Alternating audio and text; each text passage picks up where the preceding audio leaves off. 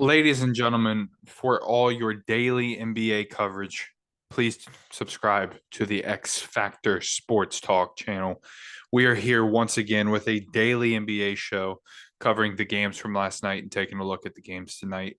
Only three games on last night, so nothing crazy to get into here, but we'll hop right into it. The Miami Heat defeated the Los Angeles Clippers 115 to 110.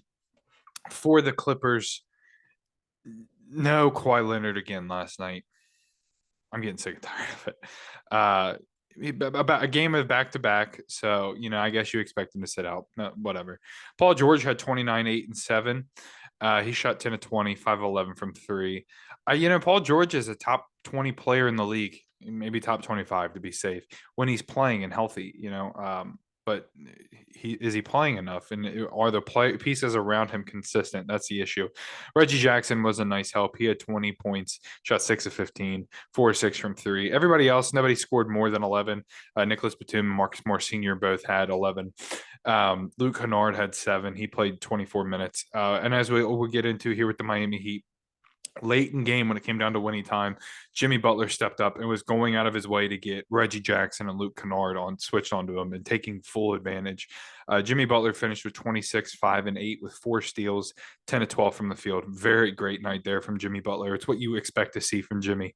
When game's on the line, when they need a bucket, when they need whatever they need, he's usually reliable. It just sucks that they have to, rely on him so much. And also, that he's in and out of the lineup a lot. Bam Adebayo is really getting things rolling now.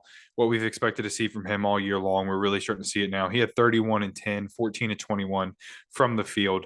And Tyler Hero stepped up with 19 points as well. He helped them late to pick up the victory. Clippers back-to-back losses on their Florida trip, losing to the Magic a couple nights ago, and now losing to the Miami Heat. The San Antonio Spurs finally win a game. They've lost like 11 in a row. They beat the Houston Rockets 118 to 109. So nice that win there for the Spurs, even though the Spurs probably don't want to win any more games. Keldon Johnson, who had a weird year. He was out of the rotation for a little bit, not playing a whole lot. He finished with 32 and 7, 14 to 21 from the field. I'm interested to see what they do with Keldon going forward. I mean, do they plan on keeping him a part of their core as they move on to this next phase, depending on how high their draft pick is and who they get, obviously. So, I'm interested to see what goes on in San Antonio there. Trey Jones, 26, 5 and 3, 10 to 16 from the field. I really like Trey Jones' game. I think he'll be in the league for a long time. Romeo Langford chipped in with 11, Zach Collins with 10, and off the bench they had Josh Richardson and Doug McDermott both with 12, and Charles Bassey with 10. So a nice win there for the Spurs after a big losing streak. And for the Rockets, Alperen Sengun put on the dunk of the year. As of right now, obviously it was called a charge, which it shouldn't have been.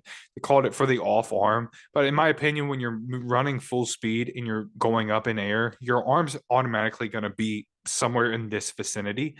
And so to expect him to go up and not brace himself, I think is kind of ridiculous. And that's the whole reason that was called an offensive foul. And that's garbage.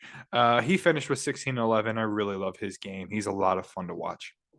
Jabari Smith Jr. has really been playing a lot better lately. He's been on a roll of his last few games. He finished with 23 points, shot very efficiently from the field, 9 of 13 from the field, 4 of 7 from three. Jalen Green with 14, Kevin Porter Jr. with 12. They're inconsistent. And Eric Gordon with 14. Nobody off the bench scored more than 8 points either. So bad night for a bad Houston Rockets team. And then finally last night, the game of the night. If you saw this, and if you didn't, go check out at least the final few minutes. Shot after shot, big clutch shot after big clutch shot. The Nuggets defeated the Trailblazers 121 to 120. Damian Lillard hit some clutch shots. Jamal Murray had the last laugh. He hit the game winner.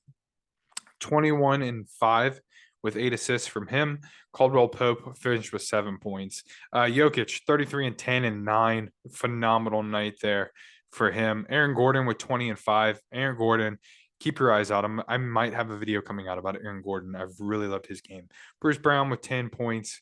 And Bones Hyland with 13, 5, and 4. A great win for a good Nuggets team. Let's keep this momentum rolling for Denver.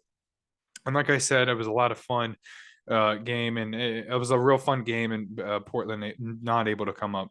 Dame Lillard, though, at the peak of his powers yet again. When Dame's healthy, he's so good. 40 points and 12 assists there for him. 12 of 22 from the field, 9 of 17 from three. So really efficient night there.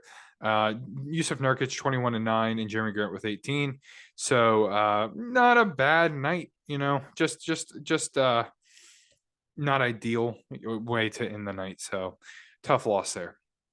We've got a busy night here in the NBA, so let's get right into it. At 7 o'clock, the Knicks take on the Hornets in Charlotte. I'm going to take the Knicks. I think when the Knicks are really starting to figure things out slowly but surely. 7 o'clock, the Pacers host the Wizards. I'm going to take the Pacers here. I want a big game out of Tyrese Halliburton and Benedict Mathurin coming off the bench. He's starting to slow down a little bit, rookie. You'd expect it, but let's get a big night for Benedict off the bench there. The Magic hosts the Raptors. I'm going to take the Raptors here. I really want to take the Magic. You guys know how much of a fan I am of the Magic, but I will go Raptors.